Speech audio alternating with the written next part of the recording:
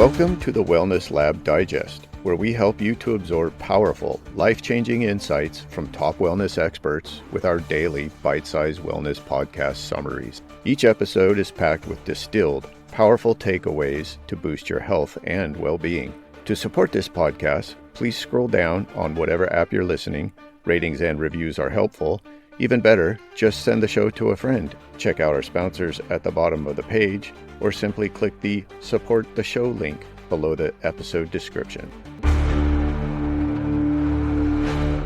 You know, it's wild to think that something as simple as walking could be the key to transforming our health. But here's the kicker. Most people are completely overlooking this powerhouse of an exercise. Oh, that's an interesting take. What makes you say that about walking? Well, it's all about the misconceptions surrounding cardio.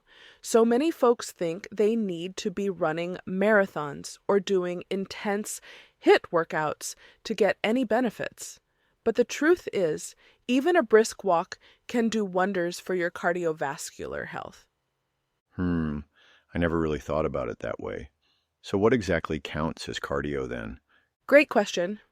Essentially, any activity that raises your heart rate and keeps it elevated for a sustained period can be considered cardio.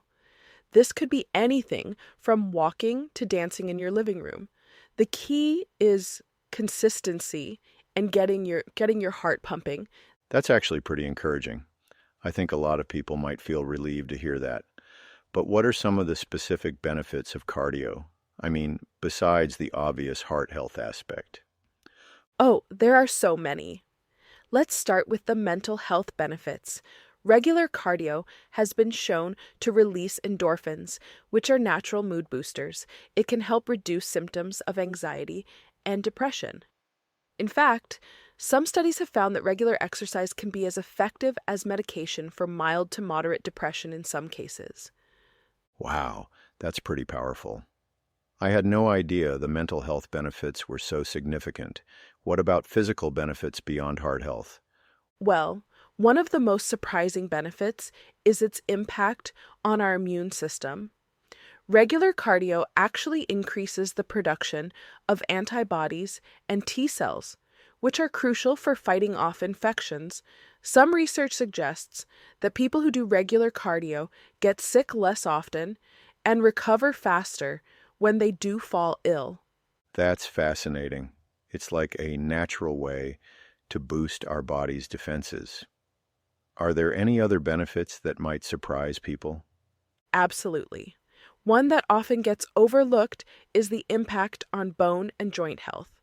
Weight-bearing cardio exercises like walking or dancing can actually help increase bone density, which is crucial for preventing osteoporosis as we age. And contrary to what some people believe, low-impact cardio can be great for joint health, helping to keep them lubricated and flexible. Oh, I had no idea cardio could be good for our bones. That's definitely not something you hear about often. So, with all these amazing benefits, why do you think so many people still struggle to get started with cardio? I think there are a few reasons. First, there's this misconception that cardio has to be intense and grueling. People picture themselves gasping for breath on a treadmill and think, no way, that's not for me. Second, I think a lot of people are intimidated by gym culture or feel self-conscious about exercising in public. That makes a lot of sense. I know I felt that way when I first started. So what would you say to someone who's feeling that way? How can they overcome those mental barriers? The key is to start small and focus on activities you enjoy. Remember, cardio doesn't have to mean running a 5K or doing an intense spin class. It can be as simple as taking a brisk walk around your neighborhood or dancing in your living room to your favorite songs. The goal is to get your heart rate up, not to torture yourself. That's such good advice. I think people often forget that exercise should be enjoyable, not a punishment. Speaking of enjoyable exercises, can we break down some beginner-friendly cardio options? I think it would be really helpful for people to know their choices. Absolutely. Let's start with walking, since it's probably the most accessible option for most people. Walking is a fantastic, low impact cardio exercise that you can do pretty much anywhere, anytime. And the best part is, you can easily adjust the intensity to suit your fitness level. That's so true. I love how versatile walking is. You can do it outdoors for some fresh air or on a treadmill if the weather's bad. And like you said earlier, you can increase the incline on a treadmill to make it more challenging without having to break into a run. Exactly. And for people who might find walking a bit boring, there are ways to make it more engaging. You could listen to podcasts or audiobooks, or even use apps that gamify walking by turning it into a virtual adventure. Oh, I love those apps. They really make you forget you're exercising. What about other low-impact options for beginners? Well, the rowing machine is a fantastic option that often gets overlooked. It's low impact, so it's easy on your joints, but it provides a full body workout. You're engaging your legs, core, and arms all at once, which makes it incredibly efficient for both cardio and strength training. That sounds great for people who want to maximize their workout time. And you mentioned earlier that you can go at your own pace, which is crucial when you're just starting out. Absolutely. The key with rowing, especially for beginners, is to focus on form rather than speed. It's better to do slower, controlled strokes with good form than to rush through with poor technique. And as you get more comfortable, you can gradually increase your pace and resistance. That makes a lot of sense. What about swimming? I've heard it's a great full body workout. Oh, swimming is amazing. It's incredibly low impact because the water supports your body weight, which makes it perfect for people with joint issues or injuries. But don't let that fool you. It's still an incredible workout. The resistance of the water means you're working harder than you realize. And I imagine it's a great full body workout too, right? You're using pretty much all your muscles to move through the water. Exactly. Swimming engages your arms, legs, core, and back muscles. Plus, it's great for improving flexibility and range of motion. And here's a cool fact. Because water conducts heat away from your body faster than air, you actually burn more calories swimming than you would doing the same activity on land for the same amount of time. That's fascinating. I had no idea about the calorie burning aspect. It's like a hidden bonus of swimming. But what about people who might not have access to a pool or aren't comfortable in the water? Great question. For those folks, the elliptical machine can be a fantastic option. It's another low-impact cardio exercise that's easy on the joints, but still provides an excellent workout. The smooth, gliding motion is much gentler on your knees and ankles compared to running, but you still get that cardiovascular benefit. And I've noticed that most ellipticals have handles that move. So you're getting an upper body workout too, right? Exactly. It's another great full body option. Plus, most ellipticals allow you to adjust the resistance and incline, so you can easily tailor the workout to your fitness level and gradually increase the challenge as you get stronger. That's so important for beginners. Being able to start at a comfortable level and progress at your own pace. Are there any other gym machines that are particularly good for cardio newbies? Definitely. The recumbent bike is another great option, especially for people who might have back issues or balance concerns. It's basically a stationary bike with a seat that has back support, so you're in a more reclined position while you pedal. Oh, I've seen those. They look so much more comfortable than regular exercise bikes. I can see how that would be less intimidating for someone just starting out. Absolutely. The recumbent bike allows you to get a good cardio workout without putting stress on your back or joints. And like the elliptical, you can adjust the resistance to make it easier or harder as needed. That's great. But what about people who don't have access to a gym or prefer to work out at home? Are there good cardio options for them? Oh, absolutely. There are tons of great at-home cardio options. One of the simplest is bodyweight exercises. Things like jumping jacks, squats, lunges, and mountain climbers can all get your heart rate up and provide a great cardio workout. And the best part is you don't need any equipment at all. That's so true. I sometimes forget that you don't need fancy equipment to get a good workout. And I imagine you could string a bunch of those exercises together to create a sort of circuit training routine, right? Exactly. You could do 30 seconds of each exercise, take a short rest, and then repeat the circuit a few times. It's a great way to keep things interesting and work different muscle groups.